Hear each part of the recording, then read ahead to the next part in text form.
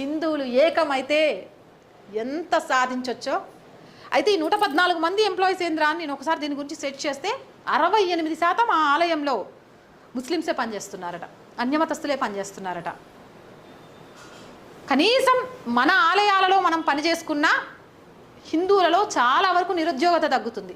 ఆలయాల దగ్గర పూలు అమ్ముకోవడం, ఆలయాల దగ్గర కొబ్బరికాయలు, ఆలయాల దగ్గర చెప్పుల స్టాల్, లేకపోతే ఆలయాల దగ్గర ప్రసాదం స్టాల్, ఆలయాల దగ్గర చీరలు, ఇవన్నీ బిజినెస్. తప్పుగా చూడకండి. ఈ ఆదాయాన్ని దండుకొని చాలామంది అన్యమతస్తులు దర్జాగా బతికేస్తున్నారు, అవి ఆలయాలలో పనిచేసే సిబ్బంది. ఇలా కనీసం హిందువులు వీటినైనా కాపాడుకోగలిగితే నా సావిరంగా ఏడుంటుంది చెప్పండి నిరుద్యోగం. ఎవడు చెప్పండి సనాతన ధర్మం జోలికి వచ్చే ధైర్యం చేస్తాడు?